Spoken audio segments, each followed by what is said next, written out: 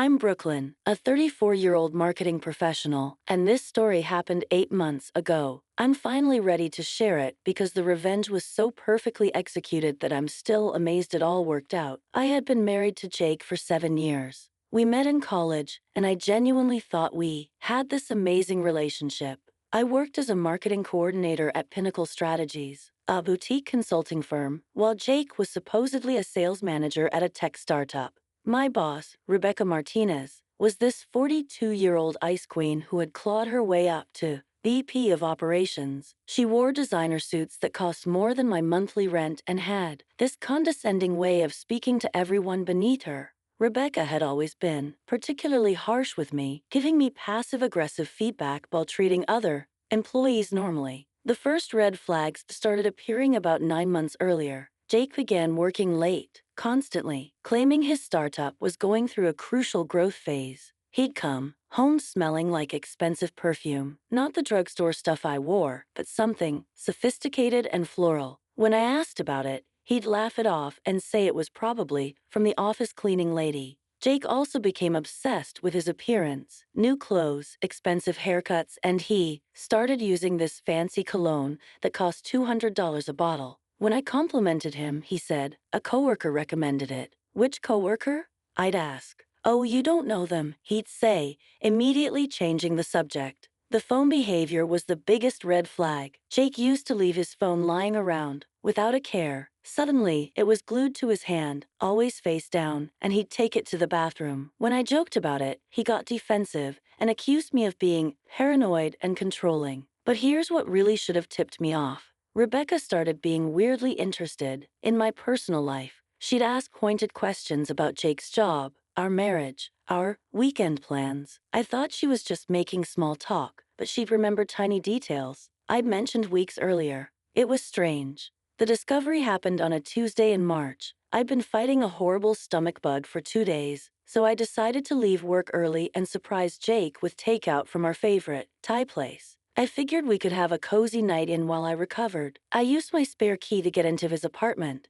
We'd been living separately temporarily, while renovating our house, or so I thought. I called out, "Honey, I'm home," as I walked in, holding the bag of pad thai and spring rolls. The sound from the bedroom stopped me cold. It wasn't Jake practicing his presentation for work. My heart started pounding as I heard a woman's voice, a familiar voice, moaning my husband's name. I stood there frozen for probably 30 seconds, my brain trying to process what I was hearing. Then I heard Jake's voice, clear as day. God, Rebecca, you feel so much better than Sarah ever did. Rebecca, my boss Rebecca, the woman who'd been making my work life hell for 3 years, was in my husband's bed, talking trash about me while they were having sex. I should have stormed and screaming. Instead, I did something much smarter. I got out my phone and started recording. I captured about 10 minutes of audio, including some very revealing conversations about how long this had been going on. 8 months, how they'd been meeting in her office after hours, and how Jake was planning to ask for a divorce once he figured out how to minimize the financial damage.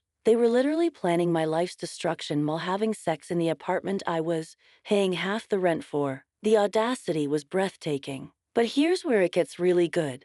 I also heard Rebecca talking about some creative accounting she'd been doing with client funds. Apparently, she'd been skimming money from various accounts to fund her lifestyle, including the expensive hotel rooms where she and Jake had been having their rendezvous. I left the take-it on the kitchen counter with a note for the happy couple. Enjoy your last meal together, Brooklyn. Then I went home and planned their destruction. First, I called my lawyer to protect myself financially before everything hit the fan. He advised me to gather evidence of all our shared assets and any proof of Jake's infidelity for divorce proceedings. Next, I made copies of the audio recording and stored them in multiple secure locations. I also started paying attention to Rebecca's behavior at work, looking for evidence of the financial misconduct I'd overheard. It didn't take long to find what I was looking for. Rebecca had been using her access to client accounts to skim small amounts, never enough to trigger automatic alerts, but over time, it added up to nearly $200,000. She was smart about it, spreading the theft across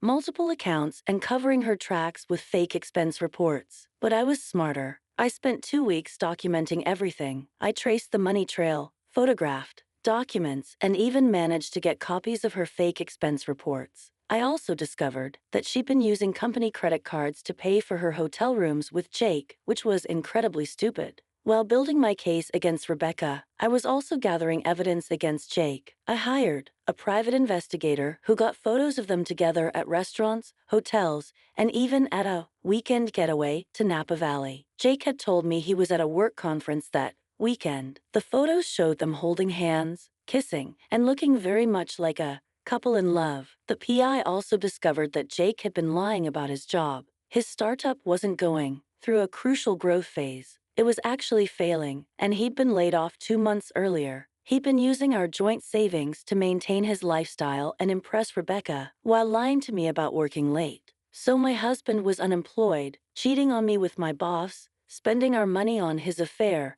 and planning to divorce me to minimize his financial responsibility. And my boss was embezzling money from clients while making my work life miserable, probably because she felt guilty about sleeping with my husband. Time for phase 2 of my revenge plan. I started by anonymously reporting Rebecca's embezzlement to the company's compliance department. I included copies of all the evidence I'd gathered, along with a detailed timeline of her fraudulent activities. I sent it from an untraceable email account without hinting at any personal connection. Within 48 hours, the company launched a full investigation. Rebecca was put on administrative leave, and external auditors were brought in to review all her accounts. The evidence was so overwhelming, they had no choice but to involve law enforcement. While that was happening, I filed for divorce and included all the evidence of Jake's infidelity in my petition. I also froze our joint accounts and had my lawyer send him a cease and desist letter regarding any further use of our shared credit cards.